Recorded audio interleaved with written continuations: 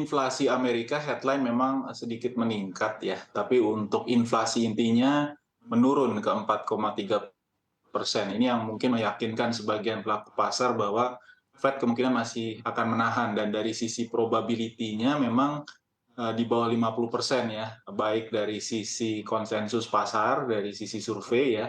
Ini kebanyakan analis ekonom saya lihat surveinya di bawah 50%. Lalu di pasar Fed Fund Futures juga sama ya, masih kemungkinannya 30%. Malah justru lebih kuat probability kenaikan suku bunganya di November saya perhatikan ya. Jadi kemungkinan naik ada, ini mungkin akan menjadi surprise buat market, tapi sejauh ini memang kalau lihat dari data ketenaga kerjaan Amerika Serikat maupun data inflasi kelihatannya masih mengarah ke kebijakan Fed yang akan menahan untuk suku bunga kebijakannya mungkin akan diumumkan malam ini. Oke, baik Pak David. Nah, di satu sisi begitu ya, selain sebelum kita membahas terkait dengan efeknya kepada pasar keuangan begitu ya, baik secara global maupun juga domestik, satu hal yang menjadi perhatian juga adalah terkait dengan inflasi Amerika Serikat begitu yang dikhawatirkan nanti akan meningkat lagi ke depannya seiring dengan harga minyak dunia yang juga terus naik. Tadi Anda menyebutkan bahwa probability-nya juga semakin kuat begitu ya untuk bulan November ini lebih kuat untuk menaikkan satu kali lagi kenaikan basis point begitu ya ketimbang di bulan September ini. Nah, tapi seperti apa Anda melihat terkait dengan tren penguatan harga minyak global dan kaitannya dengan inflasi secara dunia begitu Pak David? Ya, kelihatannya dari harga energi di Amerika Serikat juga trennya seperti itu. Jadi kecenderungan kenaikan inflasi headline itu dipicu oleh kenaikan harga energi. Jadi kalau kita lihat sebelumnya di 2 bulan terakhir ini memang terjadi rally setelah harga minyak memang berada di kisaran 80, sekarang sudah di 90-an. Bahkan kemarin saya lihat sudah sekitaran $95. Dan ada peluang mungkin ke depan karena karena kebijakan yang dilakukan oleh OPEC dan juga beberapa negara penghasil minyak besar di luar OPEC ya, termasuk juga Rusia, ini yang bisa mendorong harga minyak lebih tinggi dari perkiraan ya. Jadi kelihatannya dalam jangka pendek bisa saja menembus di atas $100 per barrel ya.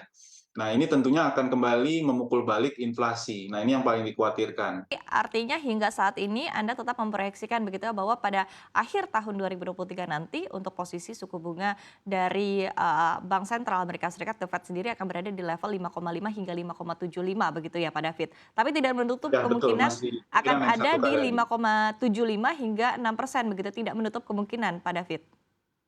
Sejauh ini sih saya masih melihat paling banyak kenaikan satu kali lagi, tapi tadi masih terbuka ruang ya, walaupun ini mungkin sangat surprise kalau terjadi sesuatu yang tidak kita perkirakan, terutama dari sisi inflasi, harga minyak dan lain-lain, yang bisa saja mereka memutuskan untuk 2 kali. Tapi sejauh ini saya masih melihat kemungkinannya satu kali di November.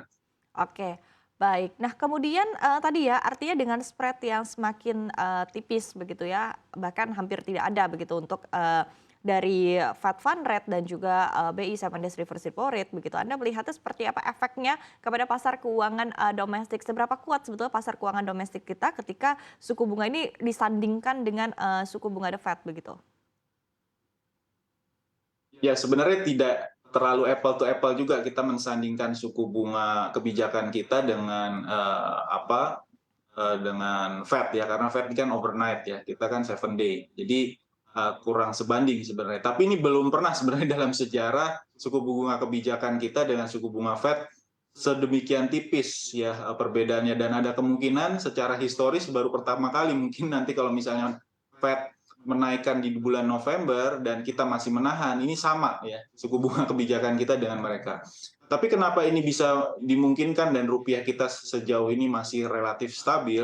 Karena memang ekspektasi terhadap inflasi kita ini masih cukup baik ya sejauh ini. Jadi kalau kita lihat untuk bulan September ini kami memperkirakan inflasi akan turun cukup dalam karena ada faktor high base effect.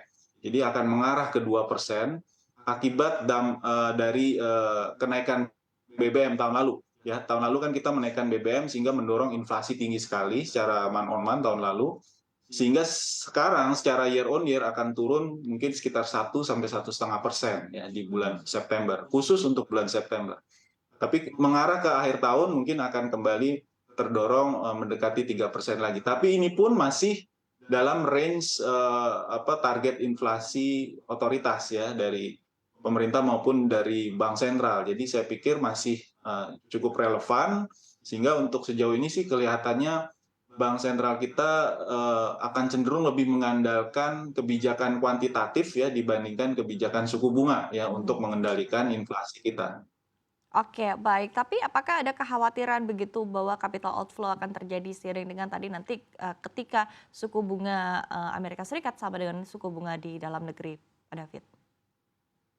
Ya, pilihannya memang untuk investor sekarang tidak banyak ya. Untuk emerging market secara keseluruhan memang 1 bulan terakhir ini kecenderungan tertekan, baik di pasar modal maupun juga di pasar obligasi, dan ini tidak terjadi hanya di Indonesia, tapi di hampir semua negara emerging market ya, terutama di Asia, karena kebetulan juga dalam beberapa waktu terakhir ini juga terjadi tekanan di China ya, terutama di sektor propertinya, sehingga investor banyak mempersepsikan kondisi emerging market Asia ini bisa saja tertekan kalau ada masalah di China. Nah, itu akibatnya kita lihat di pasar modal kita juga relatif terjadi taking profit ya 1-2 bulan terakhir ini. Tapi memang pilihan tidak banyak dan kondisi Amerika juga dan juga negara-negara maju lain juga tidak sebaik emerging market ya, terutama dari sisi outlook inflasinya. Jadi